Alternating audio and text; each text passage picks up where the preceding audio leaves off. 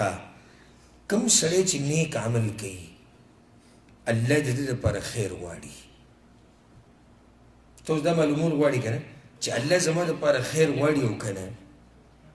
نو بیا دې ته وګوره چې ته عبادتونه د الله کوې که نه کوې که چېرته ته د 5 وخته مونځ اهتمام کوې زما خبرې ته غوږ کېدی که چېرته ته د 5 وخته مونځ اهتمام کوې او که چېرته ته ذکر او اذکار ډېر کوې او که چېرته ته په علمي مجالسو کې ډېر کښېنې او د الله بندګي کې پوه شه الله ستا دپاره خیر غواړي یو حدیث کې دا راځي امام ترمذي رحمه الله دا حدیث راوړی پیغمبر صلی الله علیه وسلم وایي اذا اراد الله بعبد خیرا کله چې الله د یو بنده دپاره خیر وغواړي او د دې بنده سره ښېګړه کول غواړي استعمله الله یې استعمال کړي صحابه کرامو یا رسول الله څنګه استعمالوي دې ته غوږ کېدی ښه يوفقه لعمل صالح قبل الموت الله دې سړي له طاقت ورکړي چې د مرګ نه مخکې نیک اعمال وکړي د مرګ نه مخکې د بندګۍ طاقت ول الله ورکړي نو کله چې ته د الله بندګي ډېره کوله او کله چې موږ نیک عمل ډېر کوو که نه پوه شه الله ستا دپاره خیر غواړي دغه شان دا خبره یاد ساتئ او دا یو اثر دی د نیک عمل چې کوم سړی د الله بندګي ډېره کوي اخر خاتمه په ایمان سره وي او د مؤمن سره د ټولو نه لوی سوچ او د ټولو نه غټه مسله چې د مؤمن په زړه کې پرته ده او د نیکانو خلکو ملاګانې ماتې کړي دي هغه دا ده چې زما اخره خاتمه به څنګه وي ځکه چې اعتبار اخرې خاتمې له دی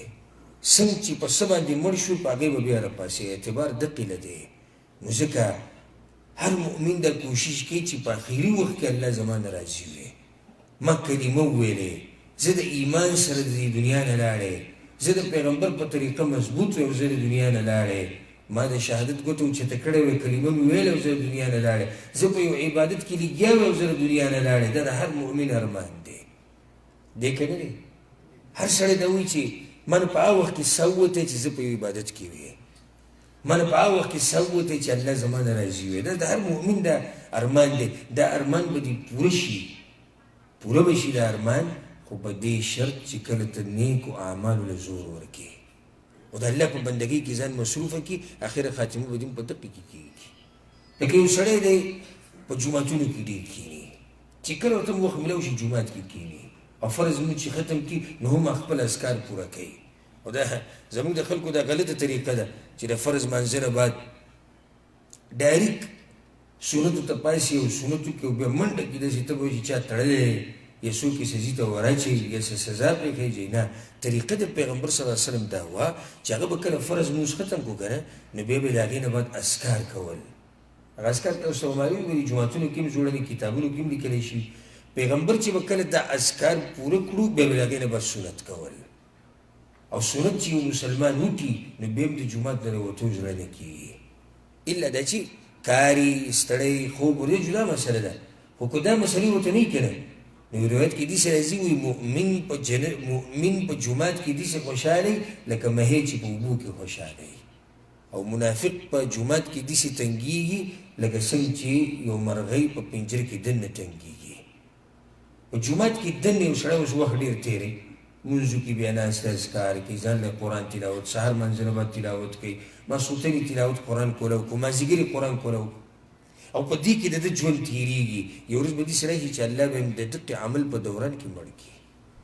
همدغه عمل په دوران کې به ترې ساه واخلي نو اخرنی عمل به د دنیا نه څه شي هغه به یو نیک عمل شي که تاسو دا غواړئ چې زموږ اخره خاتمه په ایمان شي نو نیک عمل له زور ورکوئ او د بدو اعمالو نه ځان لرې ساتئ ځکه چې هېڅ پته نه لګي کله تا نه دا څه وځي زه به یو مثال درکړم یو سړی د سګرټ لګولی سګرټ څکي والعیاذ بالله الله یې ته موږ ټول ساتي یو سړی سګرټ څکي خو دی به دا ګارنټي موږ له راکړي چې د دې سګرټ څکو په دوران کې به دنه ساه نه وځي څوک دا ګارنټي ماله راکولی شي نشي راکولی یو سړی ټي وي ته ناست دی یو سړی فلم ته ناست دی یو سړی سندره اوري یو سړی د جنۍ تصویر ګوري پردۍ جنۍ یو سړی لګړ فلمونه ګوري یو سړی غلطې رابطې ساتي په نیټ باندې او د دقې په دوران کې د دنه ساه ووتو دا سړی به الله له څه جواب ورکوي څه جواب به الله نه ورکوي ځکه ما دا واقع بیان کړی د یو بیان په کې تاسو به اورېدلي مې کېدی شي یو عالم دا واقع بیانوله د یو کس چې وایي ما پېژندو وایي هغه راته خبره کوله د خپل یو کشر چې هغه کور کې مونږ کتو او نه و کمره کې هم نه و په بورچګانه کې هم نه و منډو کې هم نه و مور ورته هم اواز کوه ورته هم اواز کوه ځوان هلک راشه کوم ځای کې نو بیا چا به دا ویلي چې باتروم کې به یې کیدی شي نو چې کله باتروم له ورغلي وي د هغې دروازه بنده وه دوی ورته ورټکولی دی چغې ورته وایي فلاني راوځه راوځه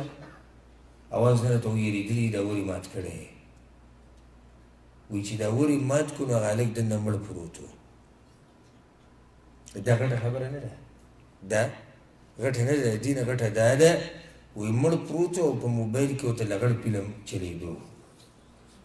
او ده په هغه ټیم باندې د لاس هغه زنا کوله د لاس هغه شهوت یې پوره کوه نو لاس یې په عورت باندې و دې حال باندې سړی مړ پروت و وایي لاس یې په عورت باندې و او لګېدلی ورته په موبایل کې فلم و او پروت په باتروم کې و اوس دا مې یو خاتمه ده یو سړی به دا وایي نه نه نه په ما داسې حالت نه راځي دا ته څه په تا داسې حالت نه راځي ته چې دا کومه ګناه کې تا ته څه پته دی چې دې منځ کې به ته مړ کېږي که نه مړ کېږي یو سړی یو ګناه کې اخته دی او الله ته ساه واخېستو دی به الله له څه جواب ورکړي که یو سړی د الله بندګي کوي او مړ شي الله اکبر لکه مثال به د ذکر کوم حدیث کې دا راځي چې پیغمبر صلی الله علیه وسلم چې کله حج له لاړه هغه یو حج کړی دی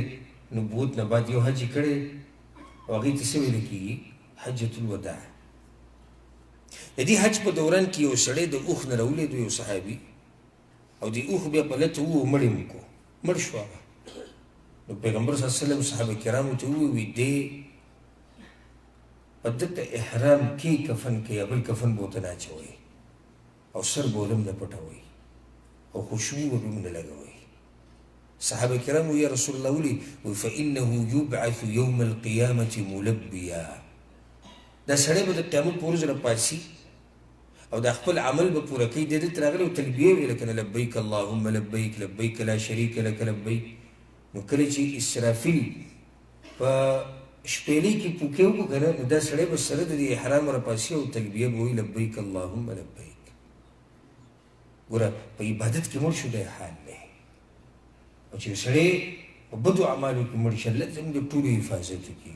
والله چې زما خپل ځاني دا سوچ دی او ستاسو به م انشاءالله دا سوچ وي چې اخره خاتمه به زما ګورئ څنګه وي زه د خپل ځاني زه خو دا ډېر غټ سوچ کوم ډېر غټ سوچ کوم چې ګورئ الله به رانه راځي په هغه وخت کې او که نه پته نشته چې په هغه وخت کې به د الله په یو بندګۍ کې مصروف یم که نه یو ګناه کې به لګیا یم پته نشته ګاډی به اکسیډنټ کېږي زه به مړ کېږم او پته نشته چې څوک به مې مړ کوي او پته نشته چې خوب کې به مړ کېږم پته نشته هارټ اټیک کې به مړ کېږم ډېرې د سوچ خبرې دي دا ډېرې غټې د سوچ خبرې دي او څوک دا نشي ویلی چې په ما دا مرګ نه راځي راځي به په هر چا به راځي خو څنګه به راځي دا یو سوال دی که تاسو دا غواړئ چې اخره خاتمه دې په ایمان شي او دویمه د مرګ دا سخته د باندې اسانه شي د مرګ دا سخته نو څه به کې نیک اعمالو له زور ورکوي